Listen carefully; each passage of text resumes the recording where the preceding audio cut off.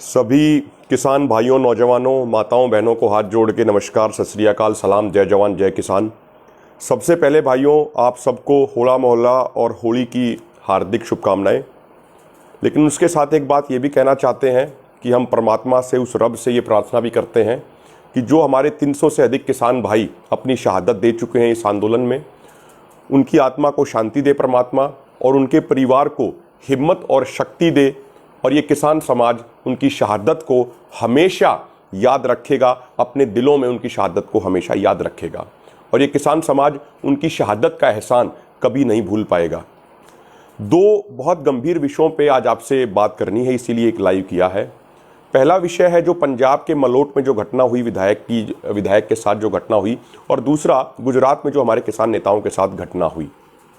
मेरे किसान भाइयों, जिस तरीके से पंजाब में एक बीजेपी का विधायक वहाँ पे कोई प्रेस कॉन्फ्रेंस करने आए थे और किसानों ने उनका विरोध किया और उसके बाद कुछ घटनाएं हुई, उसके बारे में हम आपसे ये एक विनती करना चाहते हैं, एक हाथ जोड़ के निवेदन करना चाहते हैं कि देखिए, कोई भी बीजेपी का विधायक हो, एमपी हो, या इनके किसी अन्य सहयोगी पार्टी का कोई विधायक या एमपी हो, उसका विरोध करना बहुत आवश्यक है। उसका विरोध कीजिए, काले झंडे दिखाइए, उनका घेराव कीजिए बड़े पैमाने पे, उनको गाँव में, अपने शहरों में मत घुसने दीजिए। लेकिन उसके साथ साथ हम विनती आपसे ये कर रहे हैं कि किसी के साथ भी हाथापाई मत कीजिए। आज पूरी दुनिया में हमारे इस आंदोलन का और भारत के किसानों का डंका बज रहा है। उसका कारण यह है कि हम पूरे तरीके से शांतिपूर्ण और एकजुट हैं। पूरी दुनिया इस बात को लेकर हैरान है कि 100 दिनों से भी अधिक हो गए हैं, भारत के किसान दिल्ली के बॉर्डरों पर बैठे हैं, लाखों की संख्या में बैठे हैं, लेकिन एक पत्ता तक अभी नहीं टूटा है। सभी प्यार से, मिलजुल के, शांतिपूर्वक तरीके से अपना आंदोलन कर रहे हैं, और अब तो ये पूरा देशव्यापी आंदोलन बन चुका है। ये शांति हमारी ताकत है। जो शांति होती है वो बहादुर लोगों का हथियार होती है। ये हमें ध्यान रखना है। यदि किसी भी तरीके से, किसी भी कारण से हमारी शांति भंग होती है, तो आप यकीन मानिएगा आंदोलन को इतना बड़ा नुकसान होगा कि आने वाली पीढ़ियां उसकी भरपाई नहीं कर पाएंगी। विरोध करना जरूरी है। बीजेपी के लोगों ने किसानों की मौत के फरमान रूपी 3 कानून हमारे ऊपर जबरदस्ती थोपे हैं। बीजेपी की सरकार हमारे लिए एमएसपी गारंटी कानून नहीं बना रही है, इसीलिए उनका विरोध करना, सामाजिक बहिष्कार करना, उनको अपने गांव में न घुसने देना, उनका घेराव करना, उनको काले झंडे दिखाना, ये चीजें बहुत जरूरी हैं। लेकिन हाथापाई किसी भी तरह की नहीं होनी चाहिए, क्योंकि ये बीजेपी और आरएसएस के लोग षड्यंत्रकारी लोग हैं। ये षड्यंत्र रचते हैं और ये साजिश रचते हैं।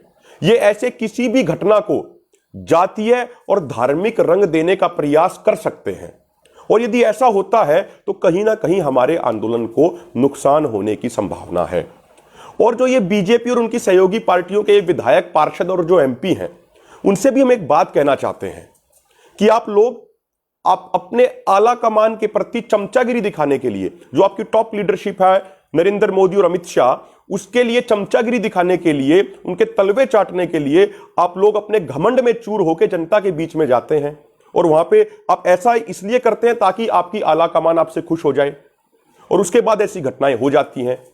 आप लोगों को भी यह समझना चाहिए कि जो आपकी पार्टी ने किसान विरोधी, जन विरोधी, नौजवान विरोधी, देश विरोधी नीतियां बनाई हैं, उन नीतियों के कारण देश के हर नौजवान, हर किसान, हर माताएं बहनों, हर बुजुर्ग में आपको लेके बहुत ज्यादा गुस्सा है, आपका बहुत ज्यादा विरोध है।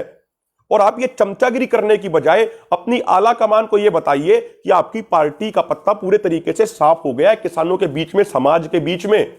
लेकिन आप इससे उलट करते हैं।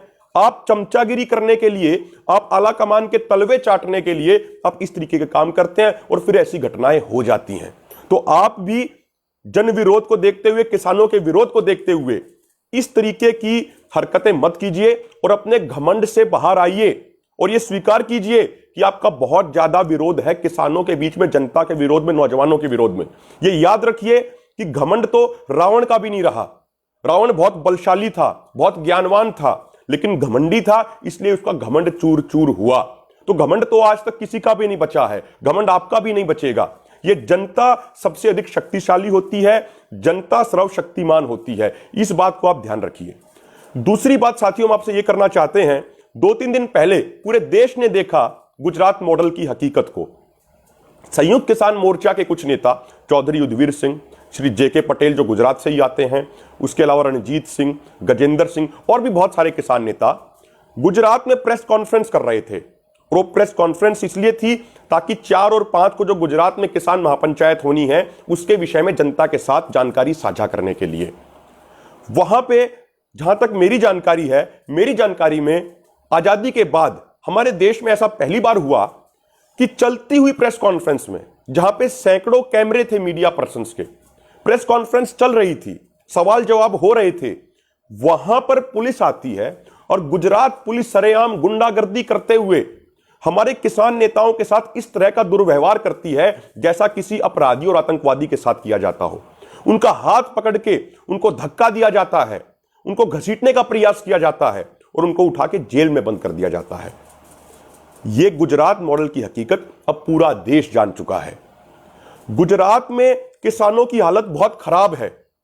पूरे देश को इस बात की जानकारी होनी चाहिए कि जो प्रधानमंत्री फसल बीमा योजना बड़ी बड़ी बातें कह के प्रधानमंत्री नरेंद्र मोदी ने लॉन्च की थी कुछ साल पहले, वो फसल बीमा योजना गुजरात सरकार खुद बंद कर चुकी है, क्योंकि उस फसल बीमा योजना से किसानों को इतना नुकसान हो रहा है, बड़ी बड़ी कंपनियों को इतना फायदा हो रहा है कि उसकी कोई गिनती नहीं की जा सकती। तो गुजरात मॉडल की हकीकत आज पूरे देश के सामने आ चुकी है। गुजरात मॉडल में जनता को बोलने का हक नहीं है, किसानों को बोलने की आजादी नहीं है, नौजवानों को बोलने की स्वतंत्रता नहीं है, मजदूरों को अपनी बात रखने का हक नहीं है।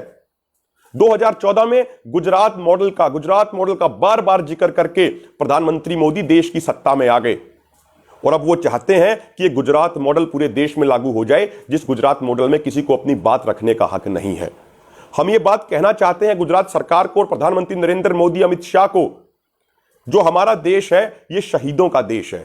ये शहीद आजम भगत सिंह, राजगुरु सुखदेव, महात्मा गांधी, अशफाक उल्लाह खान, नेताजी सुभाष चंद्र बोस और सरदार पटेल का देश है। उन्होंने जनता के हकों के लिए अपनी कुर्बानी दी थी, अपनी शहादत दी थी। तो जो लोकतांत्रिक अधिकार हमारे संविधान ने दिए हैं, जो किसानों के हक हैं, नौजवानों के हक हैं, उन हकों के लिए आज हर भारतीय अपनी कुर्बानी देने को तैयार है।